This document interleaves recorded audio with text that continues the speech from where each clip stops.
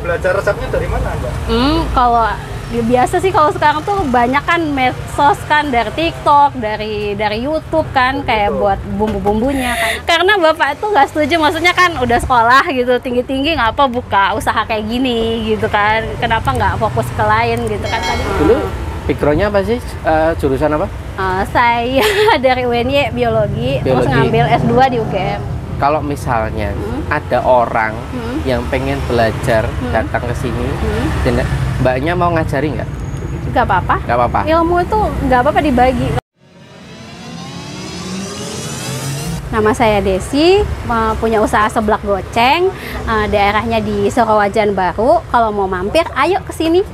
Mbak, ini dengan Mbak siapa nih, Mbak? Mbak Desi. Mbak Desi. Oke. Mbak, ini usahanya usaha apa, Mbak? Ini usaha kita seblak. Seblak. Ya? Seblak goceng. Seblak goceng. Nah, ini apa namanya, usahanya sudah berjalan berapa lama? Baru sih, baru semingguan. baru seminggu buka. Mbak, ini ceritanya gimana, Mbak? Bisa kepikiran untuk buka usaha seblak ini, Mbak? Kita kan bertiga, ada 3 saudara yang buka ini kan usaha keluarga. Kami tuh awalnya kan kuliah semua di sini, udah pada selesai semua, baru selesai semua. Jadi mikir mau buka usaha gitu. Dan karena kita suka sama seblak dan saya sering masak gitu, terus adik-adik itu suka, makanya ya kata adik, ayo deh Kak buka usaha gitu, buka seblak gitu, siapa tahu ya ada untungnya gitu. Berarti dari hobi nih ya? Dari hobi aja. Nah, itu belajar resepnya dari mana, Mbak? Kalau biasa sih kalau sekarang tuh banyak kan medsos kan, dari TikTok, dari YouTube kan, kayak buat bumbu-bumbunya. Karena kan kalau yang saya lihat di adik saya tuh kan biasanya suka banget seblak. Cuman dia nggak suka seblak yang pakai bubuk. Jadi kayak bumbu yang kering. Jadi dia tuh sukanya pakai bumbu yang basah gitu, yang buat. Jadi kata adik itu biasanya kan dia sering jajan nih, Kak kayaknya belum ada nih tempat seblak yang pakai bumbunya itu bumbu basah gitu kan, jarang gitu. Coba kalau kamu bisa buka, katanya kan bisa beda dari yang lain gitu, dan itu harganya yang murah gitu. Nah, terus waktu awal-awal itu langsung jualan apa coba-coba dulu, Pak? Kita langsung jualan aja sih. Langsung jualan kita berani-berani aja udah, pokoknya ada modal sedikit, kita ya nggak banyak sih modal kayak gini kan, jadi ya coba-coba aja, kalau berhasil ya monggo, kalau enggak ya namanya kan bukan orang sini juga sih Pak.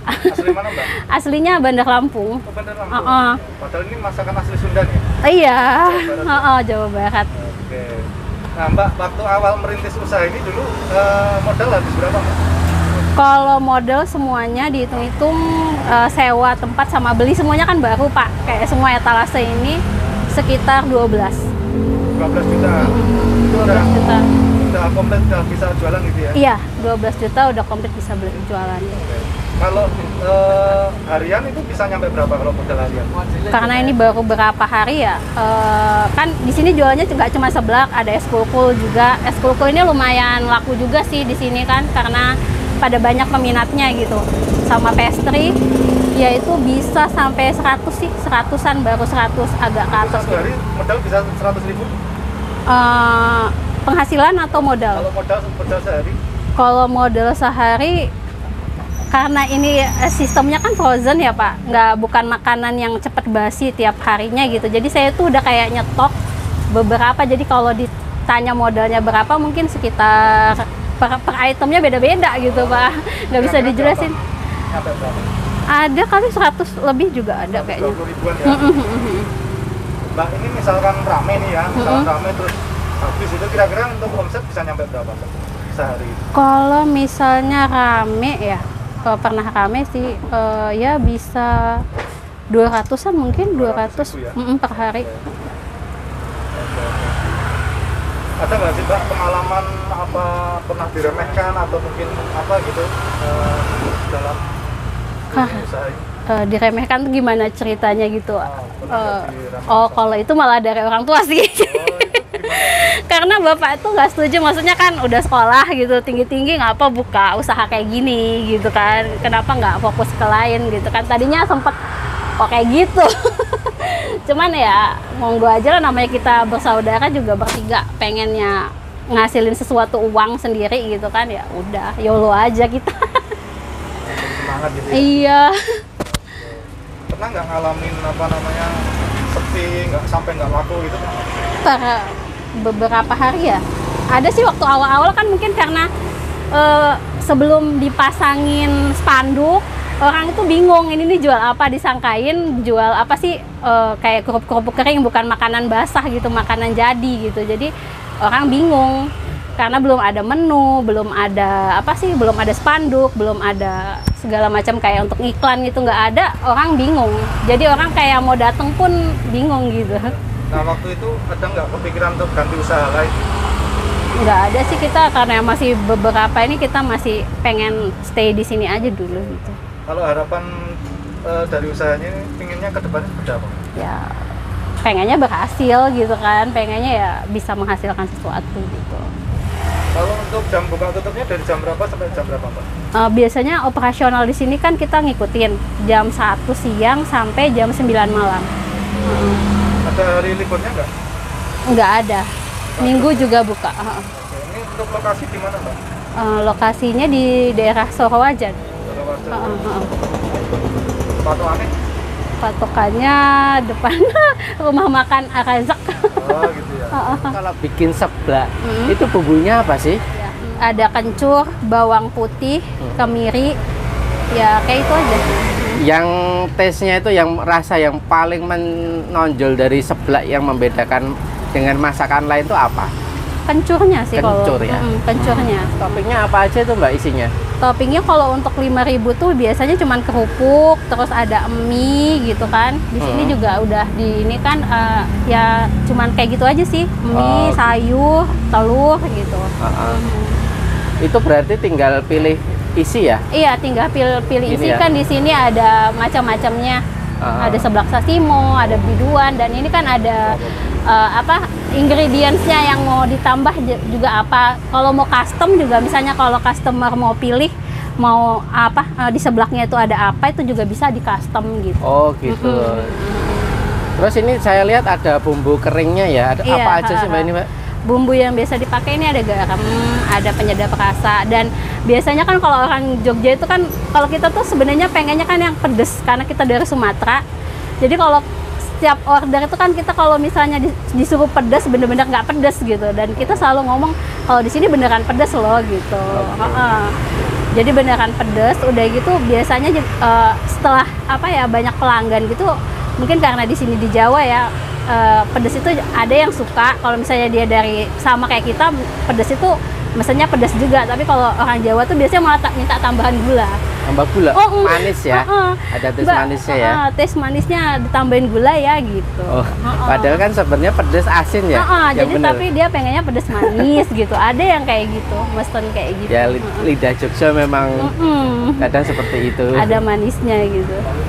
Mbak, untuk apa? Jenengan kan ini ya, mbaknya tadi kuliah selesai terus jualan. Iya. Nah, sebelumnya pernah kerja dulu atau langsung? Ya ada sih kerja-kerja, tapi nggak yang ini apa, yang kerja tetap gitu nggak. Dulu backgroundnya apa sih? Jurusan apa?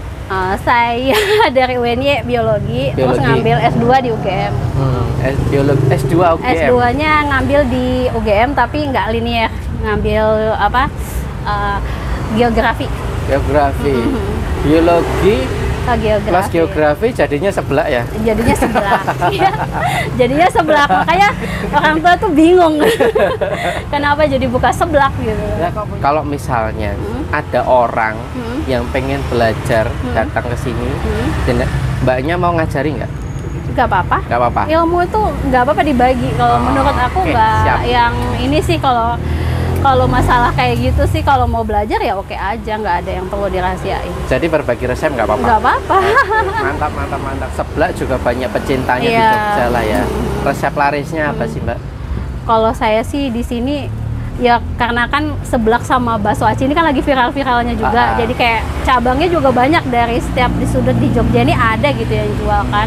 Jadi kita juga udah sering taste dari satu toko sama toko yang lain gitu kan. ngerasain ya sebelah kita beda aja, bedanya itu di bahan mentah semua sih. Dan saya tuh kalau misalnya beli kadang kayak buat apa sih, bakso apa yang kayak gini nih, bakso mini ini saya buat sendiri. Soalnya kalau beli itu kadang kalau misalnya kita beli di online tuh suka apek gitu, ada bau-bau apek yang nggak saya suka, makanya saya buat sendiri. Makanya ada itu semuanya saya buat sendiri, kadang cikur juga saya buat sendiri. Oh, buat sendiri, produksi sendiri. Produk sendiri kalau lagi ini kan. Ya kalau ini kan ada yang beli di online, tapi kita ngerasain tesnya itu beda gitu. Tesnya beda ya. Karena kan kalau kita buat sendiri itu kan fresh bahannya, dan kita tahu yang kita buat itu apa gitu. Oke. Jadi memang itu lain dari yang lain ya, punya karakter sendiri ya. Iya, punya karakter sendiri. Mantap. Mbaknya bisa nggak ngasih tip atau saran untuk memulai usaha itu harus mulai dari mana dulu? Dan kan backgroundnya beda nih, nggak universitas sebelah Indonesia kan? Iya. Kalau buka usaha tuh ya pertama ya ada konsepnya juga. Pertama konsep, kita tuh maunya apa, terus tuh pikirin modalnya juga. Kita punya modalnya berapa, tersedianya berapa, cukupnya berapa, dicukup-cukupin lah kalau misalnya ya kayak gitu. Walaupun nanti kayak boncos juga kan, kok tiba-tiba kok segini gitu kan gitu. Tapi boncos pun tetap kalau ditekuni kan oke juga. Oke juga.